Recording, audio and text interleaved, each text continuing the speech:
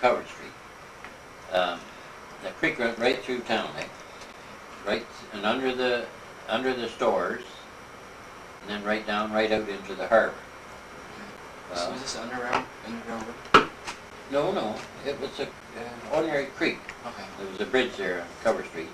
Well, when I got up a certain height, we built a raft, and that raft would take us down the creek and right across King Street, under all the houses, and then out to the other side. We could take it right down and go right into the harbor. And we used to have slingshots and that, and along the way on ledges in the ledges under the arch was actually an arch under the town. Along the ledges were these great big sewer rats, and boy, they were big. We used to have the slingshot. We'd knock them off. They plummet into the water? Eh? They plummet into the Oh, water? some of them would, yeah. Caskets. Oh, well, we used to play down the town yards, and there was a gang there called the Town Yards. What was your game called? Well, I belonged to the Nigger Alley gang and the Town Yards. And so, Double agent. yeah. So, we used to play there. It was Doug Campbell and Delmer Mover. And there was this fellow used to come in the summer where McFadden had the funeral home. And MacArthur, McFadden owned the funeral home. Well, it was this June MacArthur. He was a nephew or something of this owner. And through him, we got so we could play underneath. They had there was about a dozen rooms down underneath there where they put all the caskets, and then sometimes they put some of the people that had died into the casket and leave them down there till the time to put them up for burial. We used to play down there, and I remember one time we opened up the casket and jumped in, there was a fellow in there. No way, really? Because I was in a hurry. Really? Yeah? All right. Well, I want to hear more about these gangs. Yeah, I think some of these ones. So, I remember you telling me one was about you and Doug. Was it Doug and no, who all belonged? they started up at the station with what they called the station taggers. They were really tough eggs, Yeah. Then there was a bunch up at the West Enders. They were just about as tough. And then there was ones down near the waterworks. Well, down near the waterworks they had a Cory, and they called them the Cory rats. They were all mixed. That means Catholics. And then there's another bunch down by Sydenham Street. What the devil were the name of them? Can't think of the name. Harbor rats, like. No. Doesn't matter. So this day we had a fight, Well, who are you? You were the... Well, and then I forgot there was another one, the Town Yarders, And then the smaller one was the Nigger Alley gang. Most of the Nigger Alley gang belonged to the Town Yarders. So we joined forces with You were a town. yeah, I was a Town Yard. We joined forces with the ones from down at the end of Sydenham Street. And there was some of the Nigger Alley gang as well. And I think the Cory rats come in with us, and we were fighting the station taggers and the West Enders. So how many kids are you talking about? Oh, God, it'd be 80, 90 around anyway. All total or on each side? No, but total. And we met in it's what they call actually First Street, It's the one that goes down beside where the show used to be. And my brother Joe was leading the Town Yarders, the combined forces, and Louis Kane was leading. He was with the West Enders. He was leading the West Enders and the station taggers. We met in the alley there, and I can still see Joe hitting Louis Kane over the head with a club. Knocked him flying. West Side Story. No. Rumble. And we chased them out onto King Street, and we went right across, stopped traffic, and we only had 2 policemen there, and in the town, and they both rode bicycles. Chief Ruse was the head policeman, and old Ham Brown was the other one. And I remember, I wasn't very old, but I can remember Ham Brown was cycling down until, coming down King Street to beat a bat out of hell. And he saw the gang, he stopped, he turned around and looked the other way. Something to remember. Yeah, he told the same story. Yeah. And we chased him across King Street and right up to the station. Right up Division Street, right up the middle of the street. Dude. Ask Grandpa, I got his license. License. Yeah. Brad'd be interested in that. Oh, for a car, eh? When I got out of Live school, down and settle down? they had this job advertised for Stan Pratt wanted a man to drive a nice truck.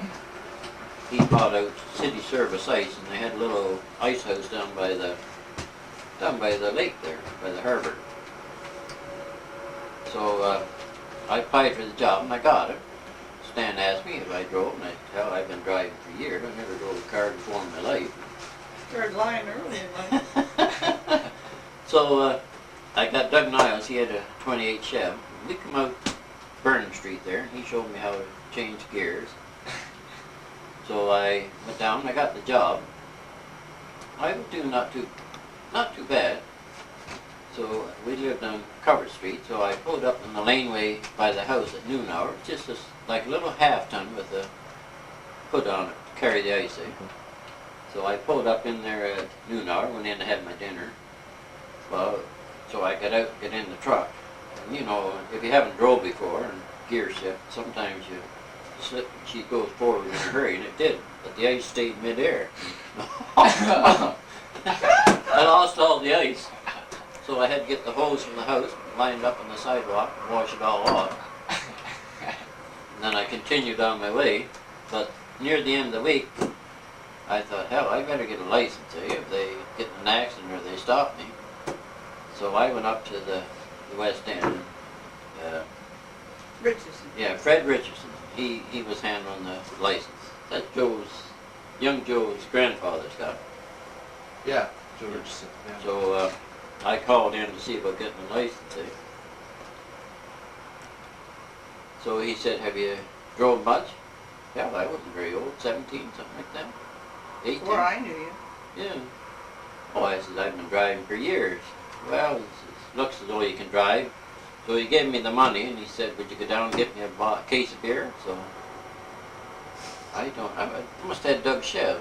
I went down and got him a case of beer and I come back. Hell, he says, you can drive. And filled up my license. That's the only time I ever had one. Tried for a license.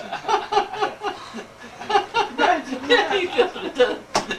I had to pay for it, but he filled it up. Yeah.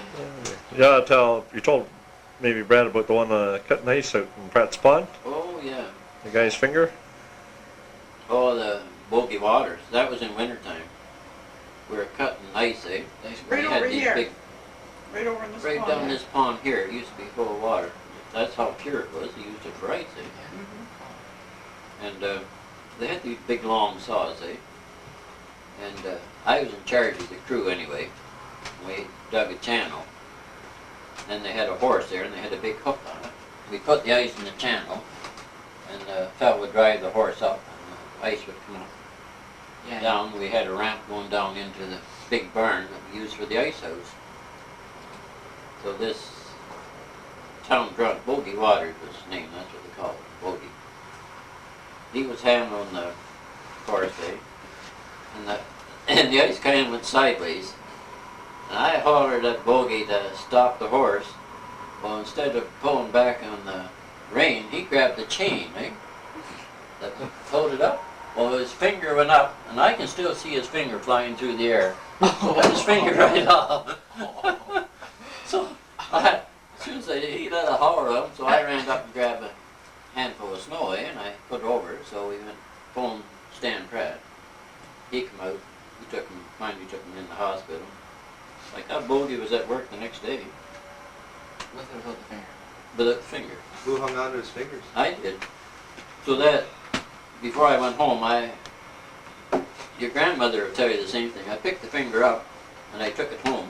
I put it in a bottle of alcohol. I pickled it.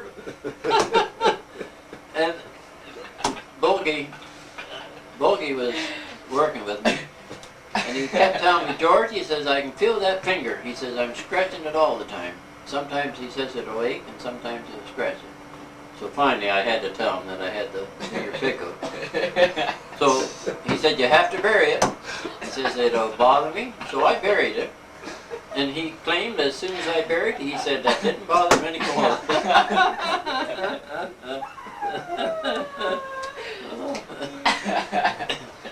See, we had a quiet life when we were young. Should get into some of these nicknames too, because I can never remember these nicknames. There's good nicknames. Sure, what was your nickname, Dad? Noon. Why do they call you Noon? Probably because they didn't get up to noon. Right on. Right on. That's why. What was Doug's nickname? Well, they just called him Doug. Yeah. Joe. Just called Joe. You'll have to tell Brad and Greg about the East games and the West games. Yes, you can You do. did? Oh, did you? It's on, just stopped for a while, I think, or something. Or Halloween trick. Well, this time the bunch was raided the West End gang. You rated it? Yeah. They had a hut up there, and they built the hut up along the lake shore, and they built it right into the bank. I told Mother this long ago. I don't think she believed me, and then Doug was telling about it when he was out here the other day.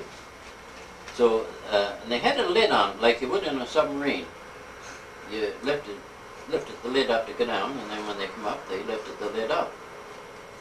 And so we raided them this night anyway. They threw a quarter, and they had a smokestack going out. Had a little fire in there. So this night we raided them anyway. I forgot Doug was there. Like, would they have guards in there or something? Well, they cards. This particular time they had a couple of girls in there. They were just visiting.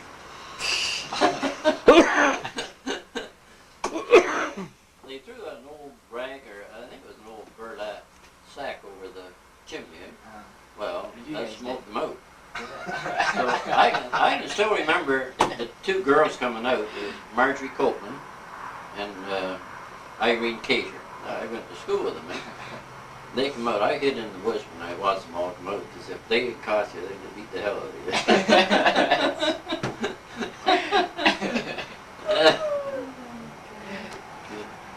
you. He's the only Randall there. We split our sides when just reading the names out of this book.